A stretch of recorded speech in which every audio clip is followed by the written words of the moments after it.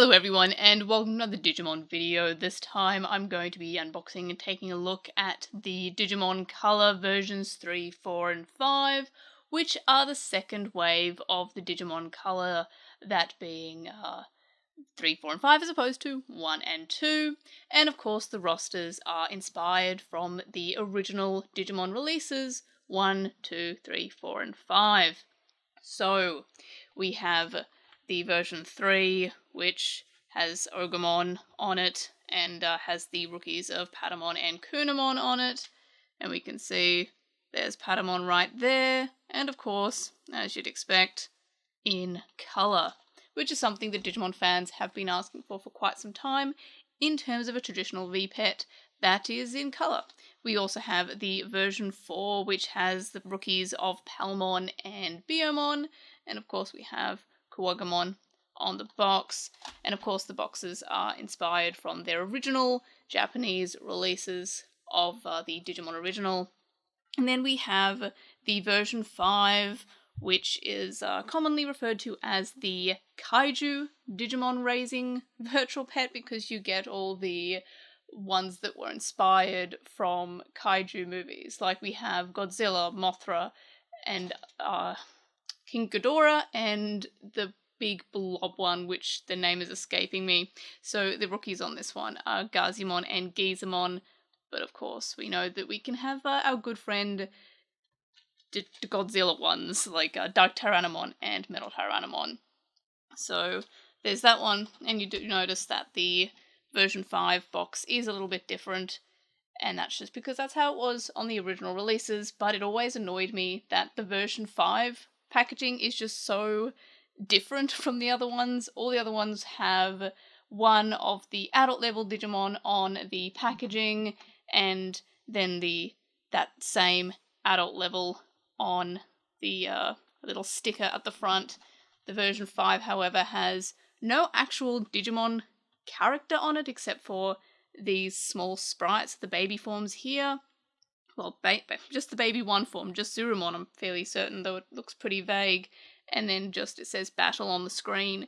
So that always kind of bugged me that the version 5 box just looks so different. So let's take a look at these Digimon colors that start with the version 3. So in the same way that we had the version 1 and 2, these charge via USB-C, which is in here, which is a lot nicer than carrying around batteries. And basically everything charges with USB-C nowadays anyway. So you turn it on by pressing and holding down the C button, which is the bottom one. And it is ear-piercingly loud, similar to the version 1 and 2 of the Digimon Color. And then you set the time, which I actually have no idea what the time is, which is something that it's 1:04. Oh, and I've gone past it.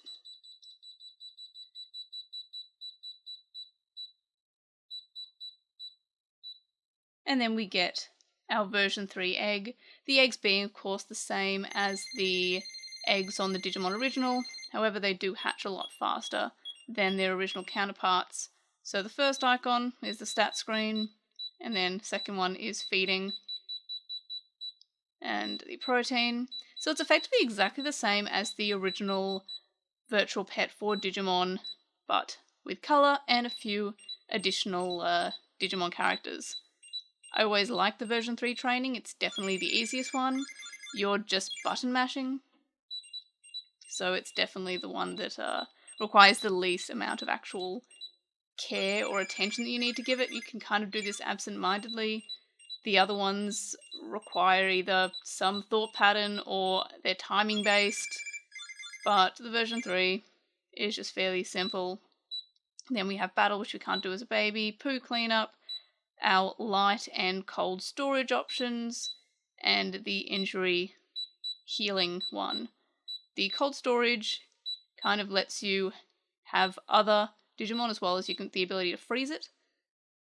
So you can put in the fridge, which is basically just puts it on pause, and you can also put your character in backup, which is the one underneath it.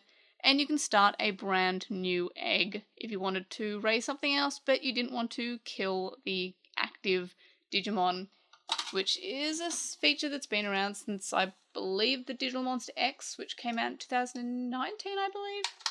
And here is our version 4, which is the one that I'm looking forward to starting the most, because it has Palmon on it, which everyone knows that I love Palmon, but it also has Bloom Lordmon. The version 4 in general is probably my favourite of the original Digimon releases as well, in terms of the first 6 versions. Basically just because of the roster. Like, I really like how you can have Palmon. I like that you can have Megadramon. Megadramon's a really cool Digimon. So it's always kind of my my go-to of the Digimon original. Another feature, which is probably something else that I really do appreciate from the Digimon Color, is that you can see this background here. You can actually change that to ones that you unlock in the Colosseum mode, which is under battle here, which we can't do because we've got babies. But you can change it by holding the C button here. So we've got the sound volume, which you can turn either off, less loud, or ear-piercingly loud. We've also got the brightness here, and we have power, so you can shut it down. But also from that scene, you can also load it up, so you can get your the Digimon back that you just started with.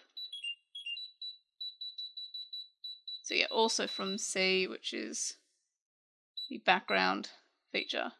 And you can change the backgrounds, which is something I do really appreciate. However, something that I love about these backgrounds is they actually change the colour depending on the time of day. So at night it goes to a nighttime, during the day it's like this, in the morning it's kind of like a morning sunrise, and at twilight it's kind of like a sunset. So that's a feature I really appreciate from the Digimon Colors. It's probably my favourite of the new features and functionality introduced, along with, of course, the fact that there's a Colosseum, so you don't need to connect to any of the other ones. In terms of connectivity, I did mention this in my version 1 and 2 video, and I mentioned it in my DMC review video as well, but they only connect to other color releases. So they connect to other Digimon Color releases, and I vaguely remember them saying on the Digimon Pendulum announcement that you could connect and battle with them as well.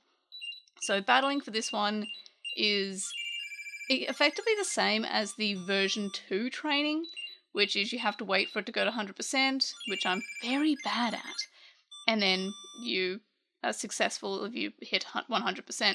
So while the version 2 training is filling up a gauge, this one you're stopping it when it says 100%, but effectively it is the same training as on the version 2.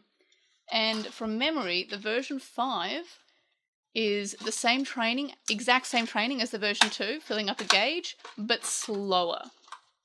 So I like it more than the training on the version 4 and the version 2, but the version 3 training is by far the easiest of the Digimon original and Digimon Color training. The worst being the training on the version 6, which is just a harder version of the training on the version 1 because it's effectively fixed. The original version 1 training would count it if you cancelled out, if you lost, or if you won, obviously. The version 6 fixed it, and it's only if it's successful and you win, and it's completely luck-based, so it's not so fun. The training on this, yeah, it's the same as the version 2 training, but it is slowed down, which is kind of a shame. I mean, obviously they kept it the same for the DMC, because it is meant to be the exact same, except for the new functionality being color screen backgrounds and the Colosseum and the additional Digimon. But back then, I kind of would have liked them to have done another training, or at least put a different theming on it. Like, effectively, yes, the version... I'm terrible at this, yes I am. The version 4 training is the same as the version 2 training and the version 5 training, but at least they put different text on it. Though, then again, they did slow it down substantially on the version 5 training. When you're a stronger Digimon, like if you're an adult or a perfect level Digimon, it's quite fast, but the version 5 still keeps it quite slow. But yeah, I do like the DMC. I did do a video review about my feelings about the DMC, so I won't go too far into it. So you can check that video if you haven't already. But I will be doing a kind of follow-up on if these are worth the money, and more of a breakdown and review that isn't just a standard unboxing.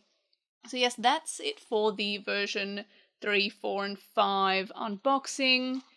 I do actually really appreciate that Bandai released one per version. They didn't go all out with all the different colours like they did for the version 1 and 2. The 1 and 2 got on release for the 1 and 2, they got 2 colours each, both the same.